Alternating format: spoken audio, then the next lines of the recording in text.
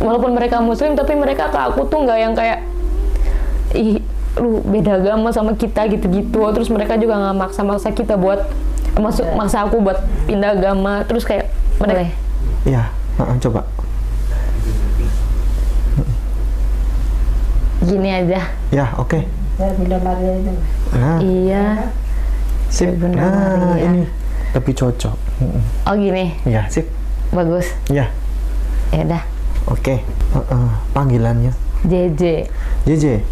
Oke, Mbak JJ pada siang hari ini datang. Mbak JJ kerja di mana? Aku masih kuliah Kuliah jurusan? psikologi. Boleh nama sebut kampus atau enggak? Sebut aja gak apa-apa. Universitas Jurusan psikologi. psikologi. Kenapa mau jadi psikolog? Enggak, aku nggak ada minat ke psikologi. Jadi aku keterima dua-duanya, di hukum juga, di psikologi juga. Tapi keluarga Dihukum di mana?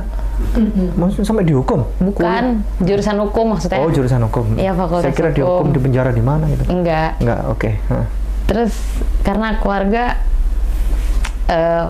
notabene semuanya hukum, dokter, perawat gitu-gitu.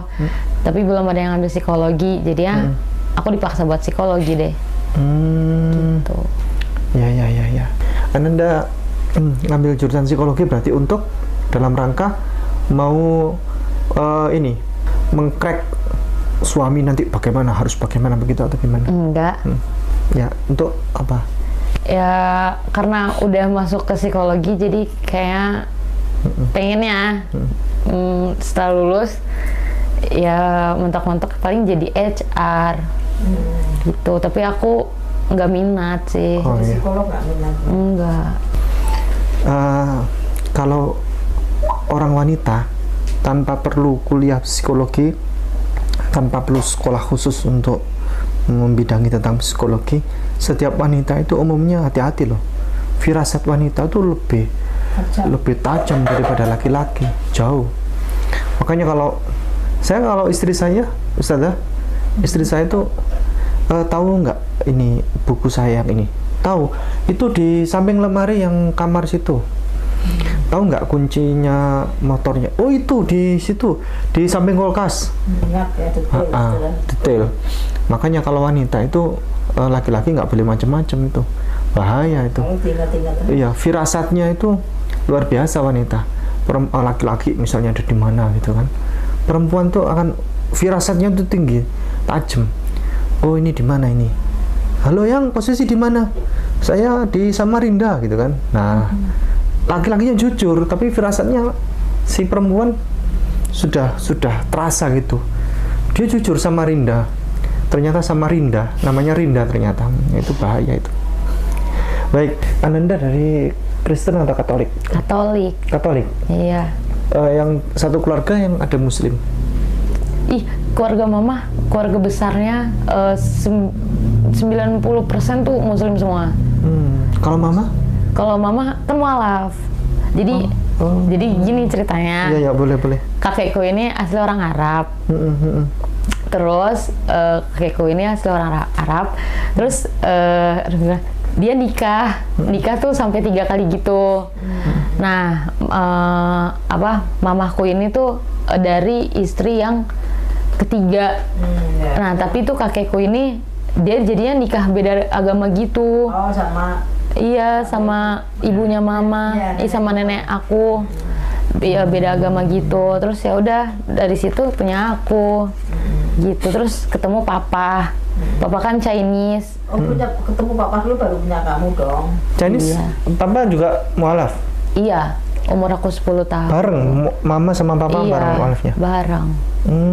Gitu. Umur 10 tahun ya? Aku umur 10 tahun. Itu papa kandung atau bukan? Iya. Punya ginian nggak? Punya ginian? Sertifikat. Ginian? Punya? Apa itu nggak kelihatan? Berkas? Dokumen? Berkas? Iya. Iya, ada. Ada? Tapi di rumah. Oke. Misalnya Ananda ketahuan, papa mama tahu misalnya Ananda masuk Islam, nggak apa-apa ya? Ya nggak apa-apa, karena kan mualaf mereka ya? senang jadinya. Iya, mualaf ya? Keluarga aku juga senang, makanya Kemarin sempat mau ngasih tahu ke keluarga besar aku dulu, terus aku bilang kan dapat sertifikat katanya, makanya pas aku bilang nanti aja nunggu sertifikat ada, aku mau kasih surprise ke keluarga besar aku, gitu. Jadi kenapa dulu nggak ikut papa? Aku nggak tahu. Waktu mau alaf kan Nggak dipaksa untuk ikut, gitu. Keluarga besar aku juga nggak pernah maksa-maksa gitu, nggak pernah. Cuma ya adalah kayak ayo kapan gitu-gitu. Satu keluarga berapa saudara? Tadi 4, tapi yang 1 meninggal. Sisa 3. Sisa 3. 3 bersamaan Anda berarti? Iya, aku anak terakhir. Semuanya Katolik 3-3-nya ini? Iya, Katolik, tapi udah masuk Islam koko. Tinggal 1 orang Katolik? Aku nggak tahu Ceceko, aku nggak tahu kabarnya lagi. Sudah mau alaf juga? Aku nggak tahu kabarnya. Tapi katanya tadi mungkin malah. Ya mungkin, soalnya belum lama aku ngeliat dia sama saudara aku kayak ikut kajian gitu, tapi aku nggak tahu gitu. Ya, Anda masuk Islam ngapain? Mau gaya-gayaan atau? No. Apa untuk apa? Enggak. Untuk syarat mau pernikahan atau apa? Enggak, aku mau nikahnya masih lama. Apa untuk apa ini? Sebenarnya ada 3 hal.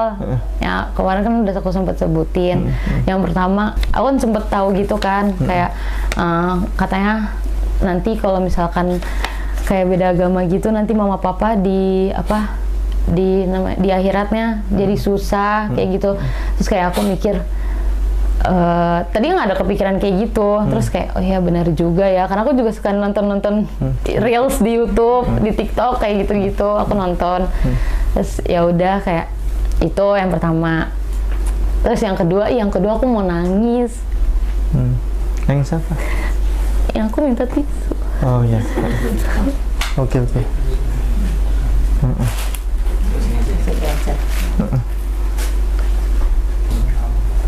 Apa ya? Walaupun mereka Muslim, tapi mereka ke aku tuh nggak yang kayak ih lu beda agama sama kita gitu-gitu. Terus mereka juga nggak maksa-maksa kita buat maksa aku buat pindah agama. Terus kayak mereka bantu aku, kayak sampai sekarang masih dibantuin sama mereka, kayak nemenin aku main kayak gitu. Terus kayak sekarang kan aku nggak ada penghasilan dari mana-mana. Terus aku mikir kayak gini, kok di saat aku yang kayak gini yang nolongin aku malah orang Muslim. Aku mikir di situ.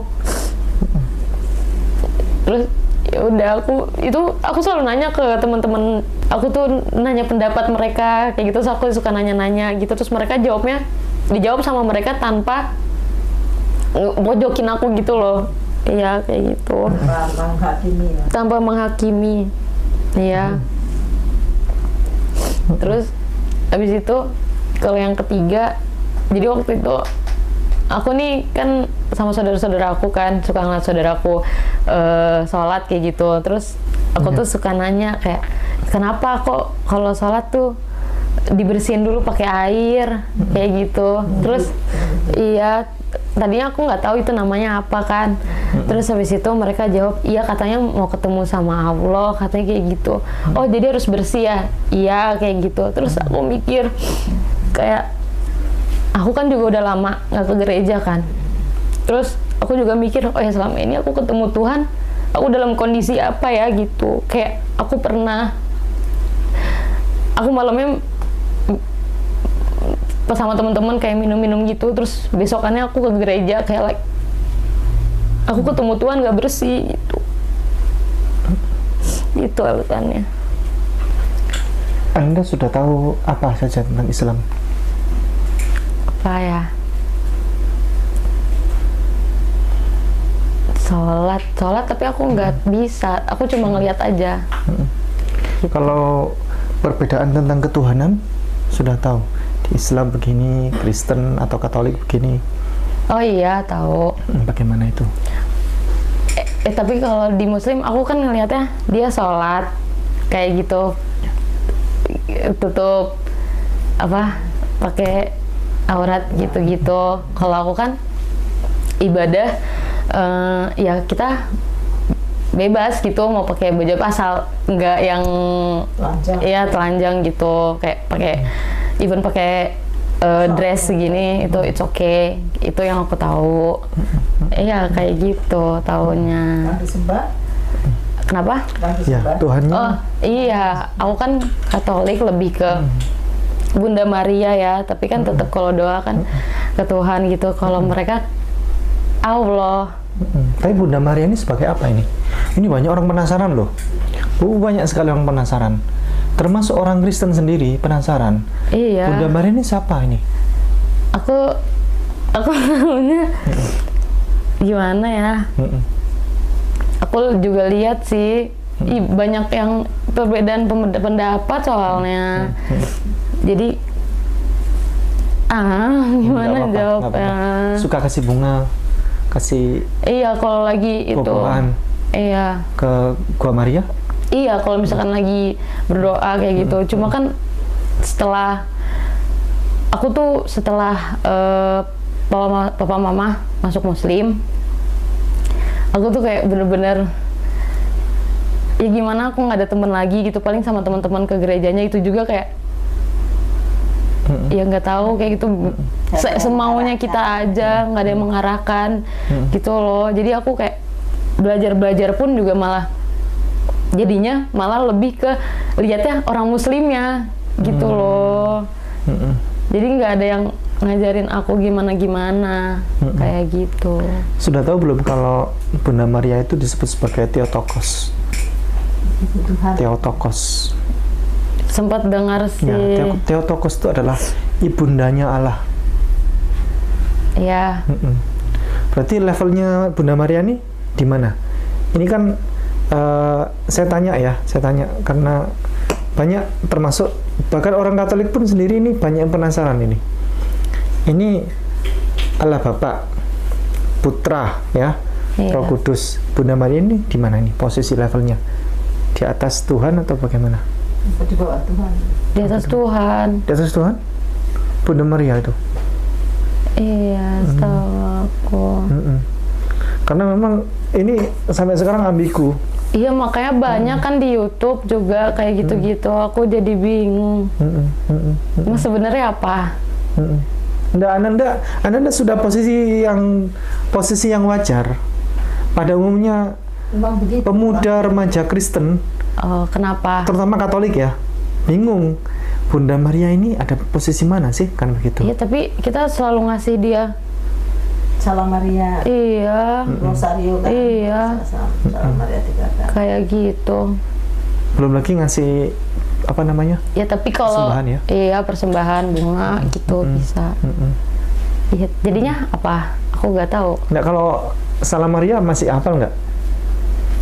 Nggak apa. Nggak hafal. Udah blank, bener-bener. Aku sempet gini ke mereka, ke teman-teman. Aku kayak nggak punya Tuhan ya. Aku nggak sholat, aku nggak ibadah ke gereja. Ya gitu, jadi lost. Berapa lama nggak ke gereja? Wow. Wow. Jangan disebutin lah. Oh ya, oke, nggak apa-apa. Nggak apa-apa kan? Nggak apa-apa. Tapi nggak apa-apa sih. Nakalan paling enggak kan ke gereja nakal. Enggak. Udah terakhir tuh, aduh, udah lama kayak gitu. Karena nggak ada yang nemenin lagi. Sendirian ya. Iya. Kayak gitu. Lebih tinggi mana kedudukan Yesus sama Bunda Maria? Ini jawab jujur ya. Jawab jujur sebagai penganut Katolik. Penganut Katolik yang selama ini dikerjakan. Bunda Maria. Lebih tinggi Bunda Maria ya? Iya. Alasannya? Ya karena kita doa tuh Bunda Maria, kayak mau ngapa-ngapain kita ya berdoa atas nama Bunda Maria kayak gitu. Jadi aku mikir Bunda Maria. Pertama kali yang dituju dari datang masuk mana dulu? Patungnya Bunda Maria atau patungnya Yesus? Bunda Maria kan ada di depan gereja, udah ada. Berarti gerejanya Ananda gereja apa? Menurut Ananda, apa saja keanehan selama menjadi pemeluk Katolik? Keanehan maksudnya dari keanehan itu Ananda sehingga menguatkan diri Ananda, mantap, yakin saya akan bersyahadat begitu. Ada. Apa saja? Ini udah dari 2 tahun lalu sama 1 tahun kemarin.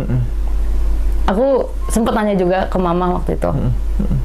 Anehnya tuh, ini aneh nggak ya?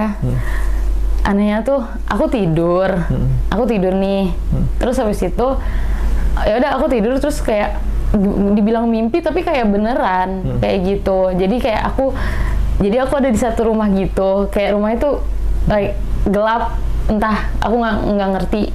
Terus habis itu aku kebangun, terus aku ngeliat kayak ada rame-rame gitu orang-orang. Terus aku penasaran dong karena aku di tempat gelap gitu. Terus akhirnya aku samperin, terus pas aku samperin tuh kayak aku nggak ngeliat ya, nggak bisa ngeliat semuanya gitu loh karena memang terang banget gitu, rame-rame. Terus pas aku lihat ini kayak bentuknya tuh kayak bentuk masjid, like aku nggak ngerti, pokoknya terang aja kayak gitu. Terus aku langsung kebangun gitu. Terus sama aku tuh suka dengerin ini yang sebelum subuh tuh apa? Tarhim. Tarhim. Itu aku kalau dengerin itu tuh aku jadi mau nangis. Aku tuh kalau dengerin itu, artinya ya? Iya, aku tuh jadi mau nangis. Aku tuh kalau dengerin itu tuh kayak, hati aku tuh langsung kayak, misalkan aku udah masalah malamnya, hati aku tuh kayak langsung, gitu, langsung tenang, itu. Perasaannya? Iya, langsung tenang gitu. Tuhan, Engkau memanggilku begitu ya? Nggak tahu, tapi kayak gitu.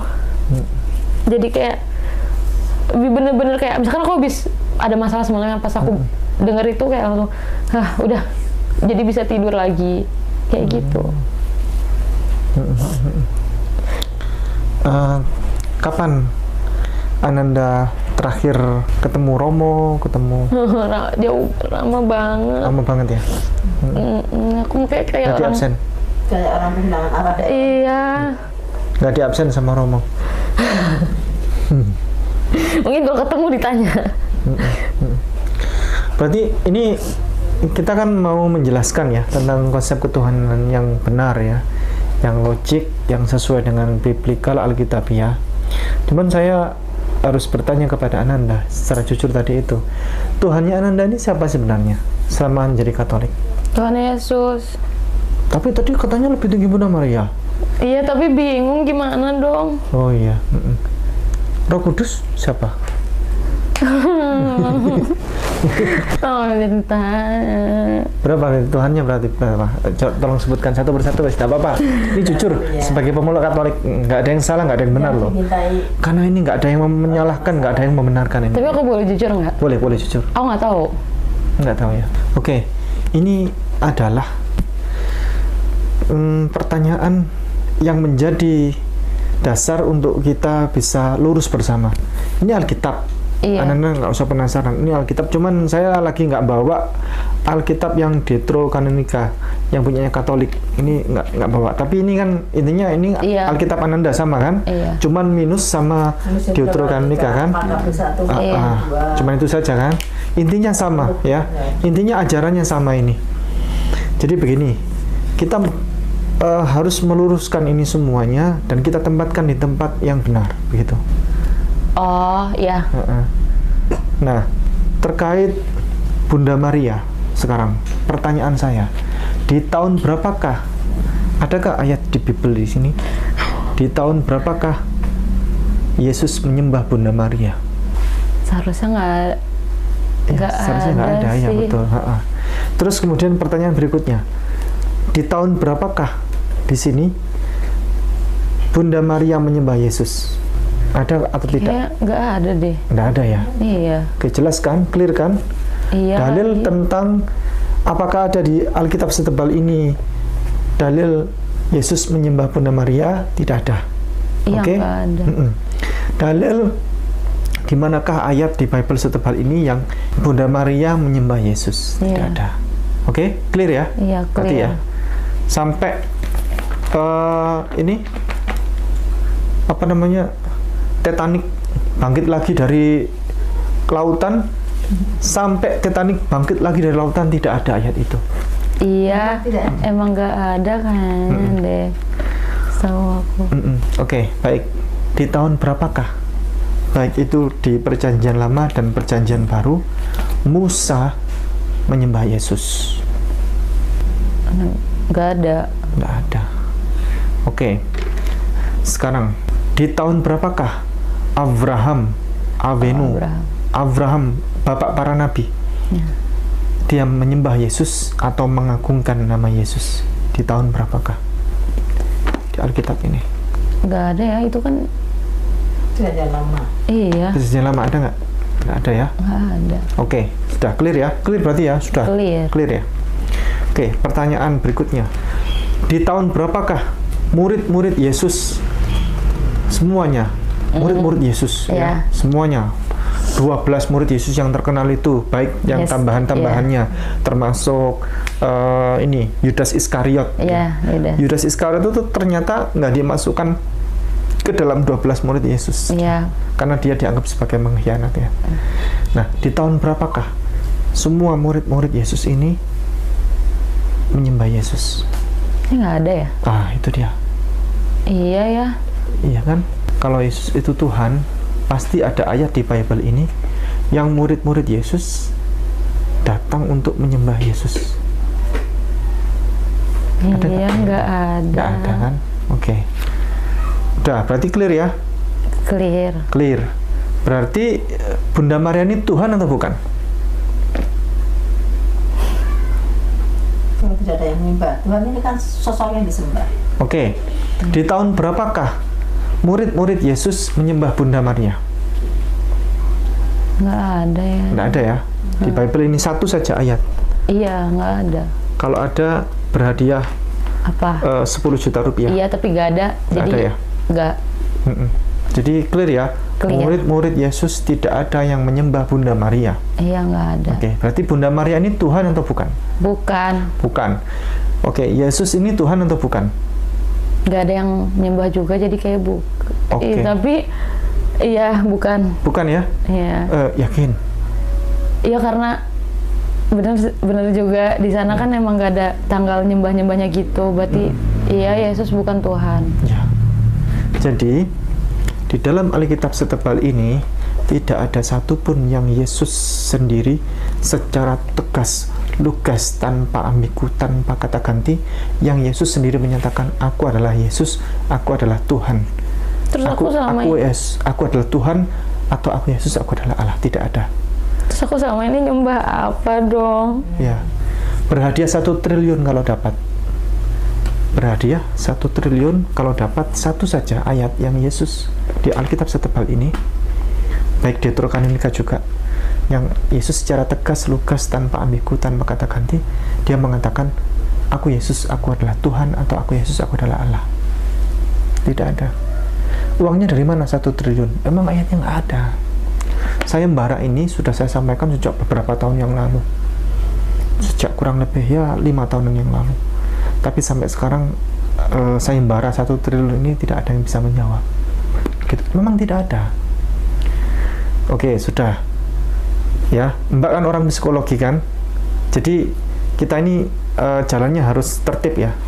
Ini tidak ada dalilnya, ini tidak ada dalilnya, ini tidak ada dalilnya, ini tidak ada dalilnya, ini tidak ada dalilnya. Sudah clear berarti. Oke, sekarang dalil tandingan. Nah, harus ada dalil tandingan.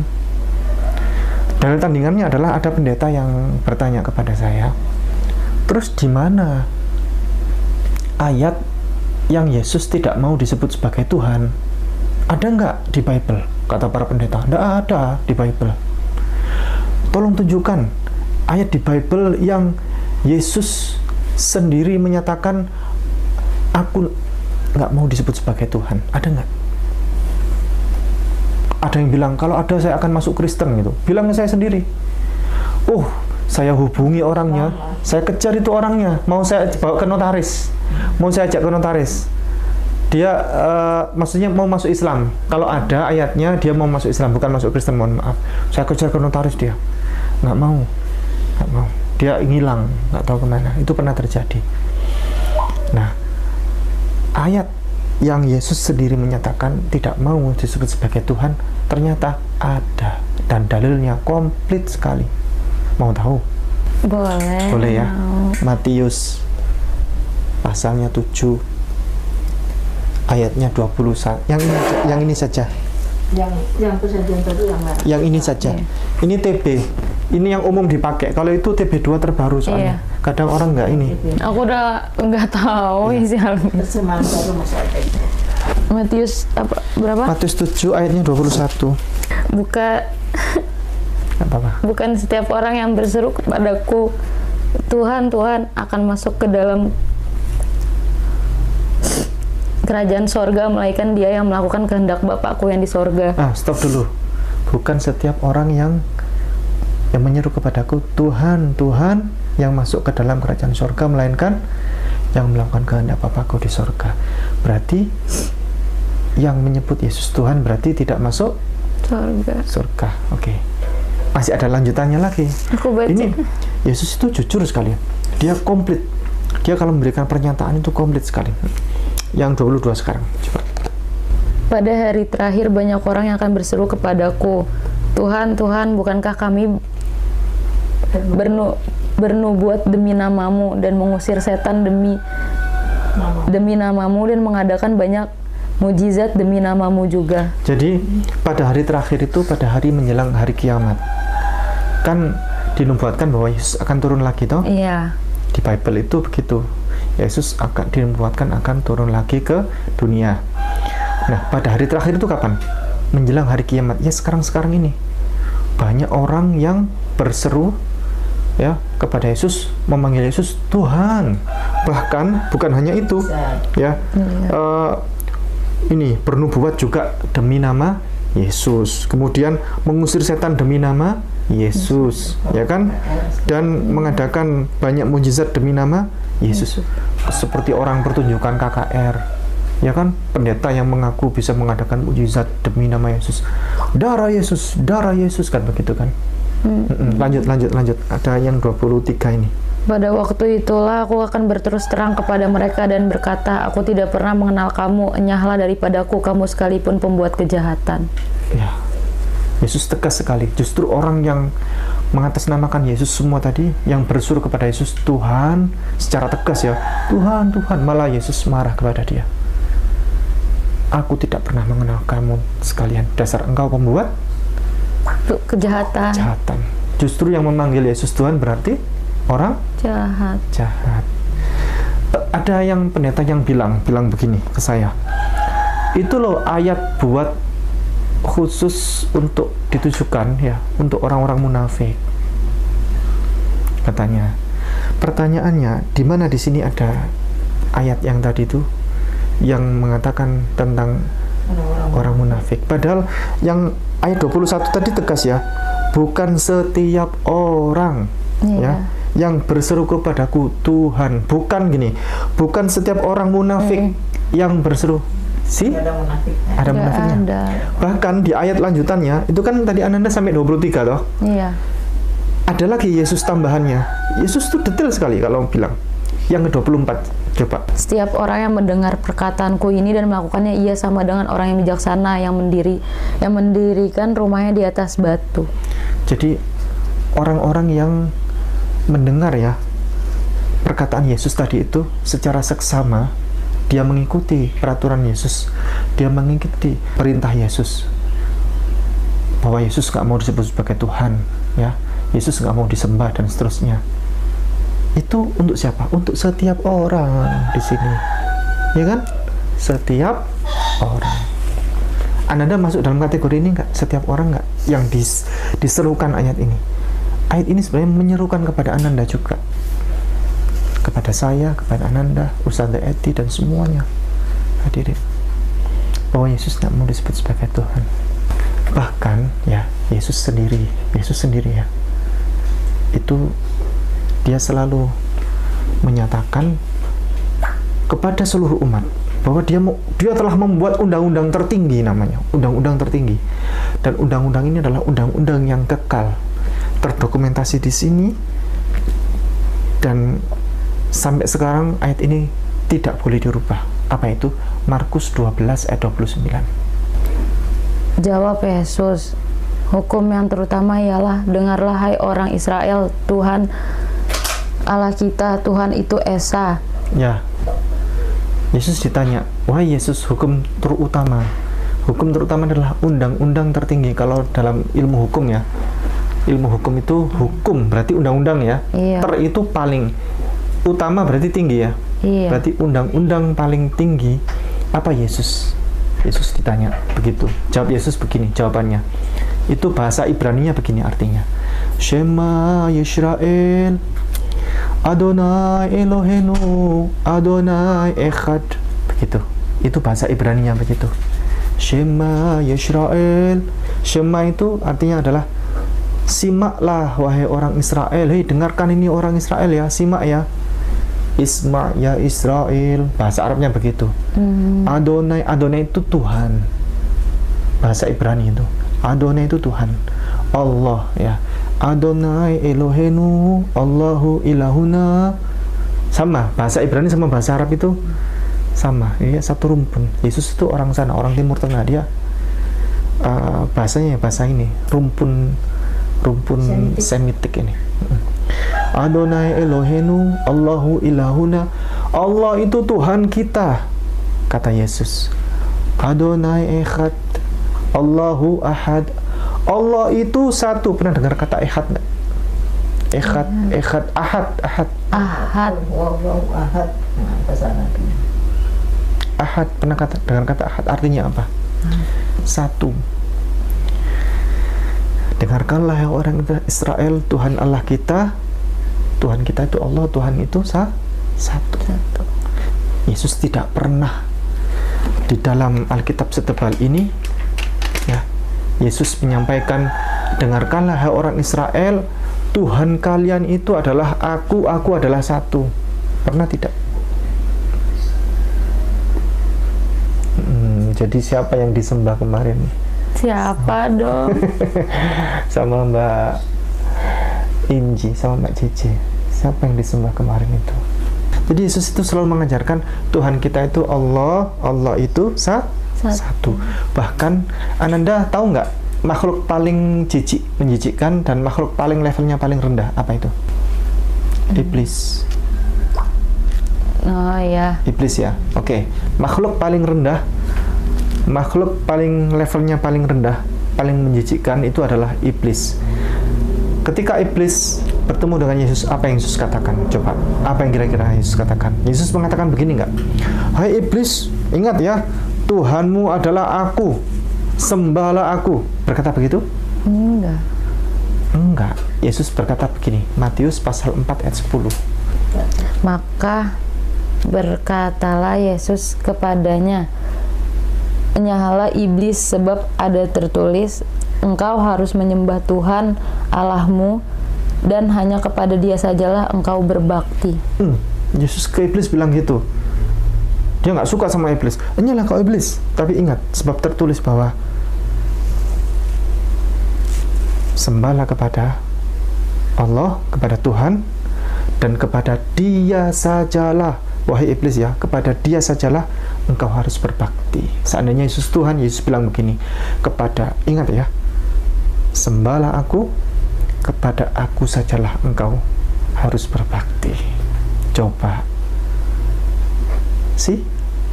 saya ingin memberitahu tentang kisah Yesus yang jujur, yang aku sempat lihat di YouTube belum lama. Itu kok nggak tahu itu orangnya mualaf atau enggak, tapi dia kayak ada sama cowok gitu, terus orang yang cowok ini kayak bilang, ini jadi pertanyaan aku juga sih waktu itu. Dia bilang Yesus waktu dimakamkan pakai kain kafan nggak gitu, terus tanya, Yesus puasa berapa hari, berapa lama? Iya. Terus iya, terus tapi laki-laki bilang kayak agama mana yang puasanya 40 hari kayak gitu, agama mana yang kalau meninggal di kain kafan kan gitu. Coba Yesus, Matius pasal 27 ayatnya 59. Coba dibacakan. Dan Yusuf pun mengambil mayat itu, mengapaninya dengan kain lenan yang putih bersih. Jadi Yesus itu kan lepas dari kontroversi apakah Yesus itu yang disalib atau bukan. Tapi di kisah itu Yesus itu disalib, kemudian dia diturunkan oleh Yusuf.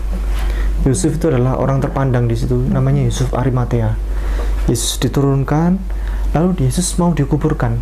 Sebelum dikuburkan, Yesus itu dikafani pakai kain kafan warna putih bersih. Coba pernah nggak orang Katolik? Enggak. Orang Katolik kalau meninggal diapakan? Kremasi.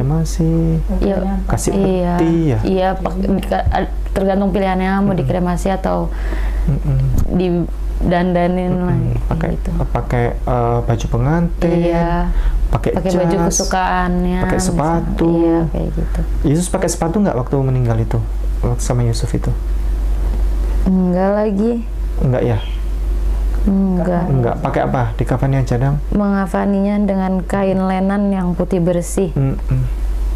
Kira-kira Yesus di situ berarti Yesus agamanya apa? Kristen atau Muslim di Matius 27 ayat 59 itu? Berarti Islam dong. Islam dia. Oke, Yesus agamanya Islam ya. Kita tahu dari dia dikafani. Oke, sekarang Mbak buka Yohanes pasal 4 ayat 6. Coba dibacakan. Di situ terdapat sumur Yakub. Yesus sangat letih oleh perjalanan, karena itu ia duduk di pinggir sumur itu. Hari kira-kira pukul 12. Coba Yesusnya diganti dengan Tuhan. Kan konteks katanya orang-orang Kristen dan Katolik, Yesus di sini di Alkitab ini kan disebut sebagai Tuhan kan. Coba bagaimana bunyinya kalau kata Yesus itu diganti dengan Tuhan, coba. Di situ terdapat sumur Yakub. Tuhan sangat letih oleh perjalanan, karena itu ia duduk di pinggir sumur itu. Hari kira-kira pukul 12. Logik tidak? Tuhan enggak. Iya kan? Berarti Yesus di sini jujur. Yesus diajarkan di Alkitab ini Yesus bukan Tuhan, karena dia letih. Tuhan letih tidak? Enggak. Walaupun misalnya Yesus itu manusia misalnya dia Tuhan itu manusia misalnya, dia berubah wujud jadi manusia, tapi logik tidak kalau dia letih Tuhan? Enggak. Oke. Markus pasal 11 ayat 12. Keesokan harinya sesudah Yesus dan ke-12 muridnya meninggalkan Betania, Yesus merasa lapar. Coba kata Yesusnya itu, karena konteks di Bible ini orang-orang Kristen dan Katolik menganggap Yesus itu Tuhan, ya. Coba kata Yesus dirubah menjadi Tuhan. Keesokan harinya sesudah Tuhan dan ke-12 muridnya meninggalkan Betania, Tuhan merasa lapar. Logik tidak? Tuhan tidak mungkin lapar. Berarti yang disembah Mbak kemarin itu siapa, yo? Iya, siapa? Matius pasal 4 ayat 2, Mbak. Matius pasal 4 ayat 2. Dan setelah berpuasa 40 hari dan 40 malam, akhirnya laparlah Tuhan. Tuhan lapar tidak? Enggak. Oke. Clear, berarti Yesus bukan Tuhan. Bukan Tuhan. Kisah yang tadi belum dilanjutkan ya, Markus 11 ayat 12 tadi. Kisahnya bagus itu. Aku baca lagi. Itu satu kisah beruntun, Mbak. Markus 11 ayatnya 12. Dan dari jauh ia melihat pohon ara yang sudah berdaun. Ia mendekatinya untuk melihat kalau ia mendapat apa-apa pada pohon itu. Sebentar, ayat sebelumnya apa? Sudah dibaca tadi ya? Tuhan merasa lapar. Oh ya, Tuhan merasa lapar ya. Jadi Yesus bersama muridnya itu kan dari perjalanan jauh kan. Yesus merasa lapar. Terus dari jauh dia melihat pohon ara. Dan memperkirakan kayaknya di depan itu pohon aranya berbuah. Begitu. Lanjut. Tetapi waktu ia tiba di situ, ia tidak mendapat apa-apa selain daun-daun saja, sebab memang bukan musim buah ara. Maka katanya kepada pohon itu, jangan lagi seorang pun makan buahmu selama-lamanya. Dan murid-muridnya pun mendengarnya. Jadi Yesus berlari bersama murid-muridnya. Ayo kita menuju ke sana. Di sana kita akan makan besar. Di sana ada buah-buahan, buah ara. Itu lebat kayaknya daunnya. Kayaknya buahnya banyak. Larilah Yesus bersama murid-muridnya tunggang langgang. Begitu didekati, astagfirullah, tidak ada buahnya. Oh iya, saya baru ingat. Ternyata ini bukan musim buah ara. Yesus lupa. Yesus tidak tahu musim. Kira-kira Tuhan ada nggak yang lupa? Tuhan ada nggak Tuhan yang tidak tahu musim? Ya kan sih? Ini cerita ini bagus, indah sekali. Kemudian Yesus setelah itu, orang lapar biasanya potensi apa? Orang lapar biasanya sukanya marah-marah. Marah. Yesus ini adalah manusia sejati, dia manusia biasa dia. Kau lapar ya marah. Iya, dia marah tuh. Iya. Dia bilang ke dasar kau pohon buah ara, dalam hatinya mungkin ya, kau telah membohongiku, istilahnya begitu kan ya. Sudah, engkau tidak usah berbuah selama-lamanya. Dan murid-murid juga mendengarnya. Berarti saksinya banyak ya. Yesus marah itu ya. Yesus tuh kalau misalnya dia Tuhan, dia nggak perlu marah. Dia cukup bilang begini, wahai pohon, aku akan buat engkau menjadi berbuah. Berbuahlah sekarang. Tling. Berbuahlah pohon ara. Ayo kita makan besar. Coba. Tuhan bukan dia. Sih? Berarti yang disembah Mbak kemarin siapa? Iya, aku juga jadi nanya siapa dong. Terus sekarang Yesus itu sholat subuh Mbak. Subuh, zuhur, asar, maghrib, isya. Ini Yesus. Subuh, zuhur, asar, maghrib, isya. Saya wakili ya, biar nggak terlalu lama ini, terlalu panjang kita soalnya. Yesus sholat subuh, Markus 1 ayat 35.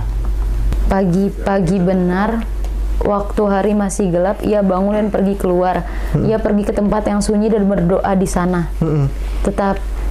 Sudah. Pagi-pagi benar. Pagi-pagi benar, waktu hari masih gelap, ia bangun dan pergi keluar. Ia pergi ke tempat yang sunyi dan berdoa di sana. Pagi-pagi benar, ini pagi atau malam? Pagi. Pagi ya? Iya. Tapi kok gelap? Ayo coba. Berarti jam subuh, ya kan? Iya. Yesus bangun. Berarti bangun dari mana? Dari tidur. Dari tidur. Ya. Kemudian Yesus pergi ke tempat yang sunyi. Dia berangkat. Mama aku gitu. Kalau iya benar. Kan? Iya, kalau subuh kan iya. Dia bangun dari tidur. Waktu hari masih gelap kan? Iya. Lalu dia berangkat ke tempat yang sunyi. Mana tempat yang sunyi? Bait Allah. Baitullah atau tempat yang nyaman buat ibadah. Lalu ngapain Yesus di situ tadi? Berdoa. Berdoa di sana. Ngapain ada Tuhan berdoa coba?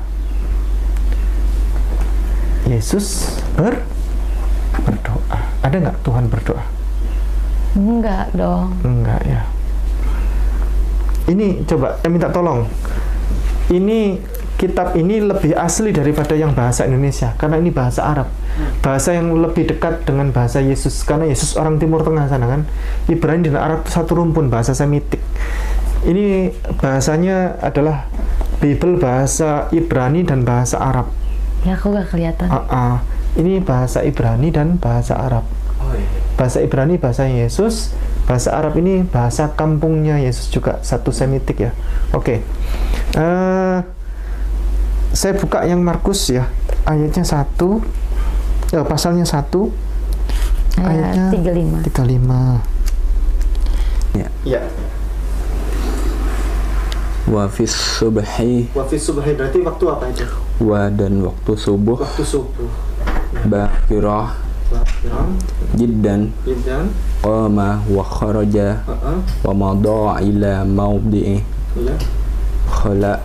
Ya, dia bangun dan dia pergi ke tempat yang sunyi terus. Wa kana yusalli hunaka. Ngapain dia di sana? Yusalli, salat. Bahasa Arabnya doa apa Pak biasanya? Doa. Doa sama ya, tapi dia bukan doa. Bahasa Bible bahasa Arab. Yusalli. Berarti Yesus itu sholat. Hunaka. Oke, nggak pakai kata sholat deh, pakai yang kata doa. Mana ada Tuhan berdoa? Nggak ada. Nggak ada. Mbak, Yesus itu rajin sholat tahajud. Dalilnya Lukas pasal 6 ayatnya 12. Coba dibuka. Pada waktu itu pergilah Tuhan ke bukit untuk berdoa dan semalam-malaman ia berdoa kepada Allah. Yesus tuh berangkat naik ke atas bukit dan berdoa di sana semalam-malaman, sepanjang malam ya. Yesus berdoa kepada Allah. Jadi Yesus bukan berdoa kepada dirinya sendiri ya, Iya. berdoa kepada Allah. Bayangkan, ada nggak Tuhan sepanjang malam itu menghabiskan waktunya untuk sholat tahajud? Coba, sepanjang malam itu. Kita akan cross check apakah itu sholat atau enggak, pakai Bible bahasa Arab ya. Ya. Wa fi tilka ayyami kharaja illa jabali liyusalli wa qadal laila kullahu fi sholati lillah. Ngapain dia di atas bukit itu? Kullahu fi sholati lillah. Fi sholati lillah, sholat kepada Allah. Clear? Clear. Ada pertanyaan sebelumnya? Gitu doang. Terus sama ini aku siapa? Mbak tahu enggak kalau di Bible itu diajarkan tata cara sholat. Yesus kalau sholat tuh ngapain? Coba, ada di Matius pasal 26 ayat 39. Ada. Maka ia maju sedikit, lalu sujud dan berdoa, katanya, "Ya Bapakku, jikalau sekiranya mungkin, biarlah cawan ini lalu daripadaku, tetapi janganlah seperti yang ku kehendaki, melainkan seperti yang Engkau kehendaki." Jadi Yesus itu bersujud kalau berdoa, kalau sholat. Dia bersujud lalu berdoa di dalamnya, Subhanakallahumma Rabbana wa bihamdika Allahumma ighfirli, atau Subhana Rabbiyal a'la wa bihamdi. Begitu. Karena Yesus tahu bahwa salah satu doa yang mudah dijawab oleh Allah adalah doa saat sujud. Mbak tahu nggak bahwa di Bible ini ada tata cara sholat yang benar? Tata cara sholat yang benar yang diajarkan oleh para nabi dan rasul, termasuk Yesus Kristus. Dalilnya ada di Nehemia pasalnya 8 ayatnya 6. Ezra membuka kitab itu dari depan mata seluruh umat karena ia berdiri lebih tinggi dari semua orang itu. Jadi Ezra itu adalah nabi dan rasul zaman dulu, dan dia sangat dihormati di Islam, di Yahudi dan Kristen. Ezra itu nama di Islam itu adalah Uzair, di Al-Quran itu Uzair, dia nabi yang sangat dihormati. Dia sebagai imam di situ, dia sebagai khatib. Ezra membuka kitab itu di depan seluruh umat karena ia berdiri lebih tinggi. Berarti dia berdiri, umatnya duduk memperhatikan. Berarti Ezra sebagai khatib, ya, pengkhotbah. Ya, lanjut.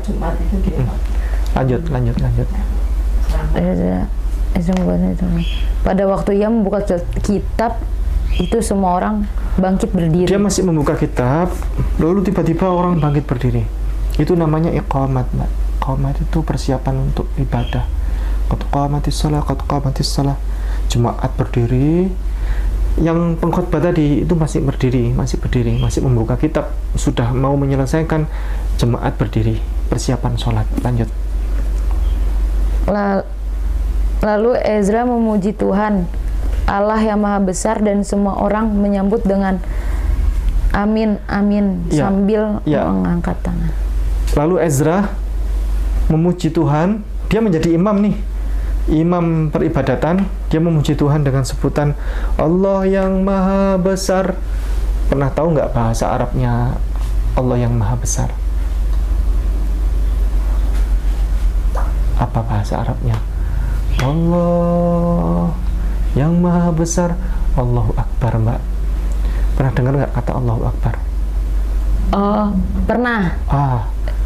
Allahu Akbar. Kalau sholat. Kalau sholat itu kan Allahu Akbar, Allah yang Maha Besar. Lalu ada sesi jemaatnya di belakang menyahutkan begini, amin. Aminnya di situ 2 kali karena merepresentasikan bahwa di belakang ini banyak jemaat ya, banyak orang. Amin. Sambil mengangkat tangan, setiap kali gerakan mengangkat tangan begini, Allahu Akbar, Sami'allahu liman hamidah. Begitu, lanjut. Oh, sambil mengangkat tangan, kemudian mereka berlutut dan sujud menyembah kepada Tuhan dengan muka sampai ke tanah. Sambil berlutut, kemudian mereka berlutut, membungkukkan diri, itu namanya rukuk. Dan kemudian bersujud menyembah kepada Tuhan dengan muka sampai ke tanah. Sampai ke tanah. Pertanyaannya, ini rukuk, sujud, detail sekali ya, dengan muka sampai ke tanah untuk menyembah Tuhan ya. Oke, di bawah kolong langit yang begitu luas ini, di atas hamparan bumi yang begitu besar ini, agama manakah yang kalau ibadah seperti itu? Muslim. Pernah nggak diajarkan di gereja seperti itu tadi? Enggak. Berarti Yesus Muslim. Ya, Muslim. Sebagaimana nabi-nabi dan rasul sebelumnya juga. Sama seperti Nabi Muhammad, dia juga manusia biasa. Dia adalah nabi rasul, dia pilihan Allah, dan dia juga sama seperti Yesus, ya. Muslim. Nabi Muhammad itu. Gitu kan? Ada pertanyaan? Dilanjutkan oleh Ustazah Etikano. Silakan. Assalamualaikum warahmatullahi wabarakatuh. Ya. Udah nggak nervous lagi ya? Nggak nervous tapi kayak kita hanya menunjukkan, karena kitab ini sebetulnya kan dalam Islam kan diturunkan Allah juga, hanya ada campur tangan kalau dalam perspektif Islam ya. Sebelum Al-Quran kan sama. Kira-kira Tuhan ini ada berapa sebetulnya di dunia, di alam semesta ini Tuhan jumlahnya berapa? 1. Jadi Ehad, bahasa Ibrani, bahasa Arabnya Ahad, 1. Kalau Tuhan 1 ada berapa agama seharusnya? Ya harusnya 1. Tuhannya kan kalau ada banyak agama kan Tuhannya berarti nggak konsisten. Bener nggak? Karena Tuhan itu Maha Satu, pasti hanya ada 1 agama. Gitu. Betul nggak? Karena apa sih inti agama itu sebenarnya apa? Inti orang beragama itu pokoknya yang paling pokok itu apa? Yang paling pokok adalah Tuhan yang disembah. Gitu. Pertama itu, kenapa? Karena manusia ini diciptakan dia mencari sesembahannya. Kalau yang sekarang belum percaya, mungkin pada saat mau mati dia tobat. Nah, sekarang belum percaya, nanti setelah tua kan macam-macam. Kebutuhan spiritual masing-masing orang itu beda-beda. Ada yang masih muda, dia punya kebutuhan spiritual, ada yang sudah tua, ada yang menjelang meninggal, ada yang sampai kafir, itu kan beberapa orang ya. Tapi umumnya orang itu mencari Tuhannya.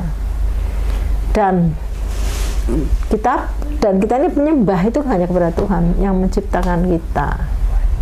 Jadi pasti hanya ada 1 ya.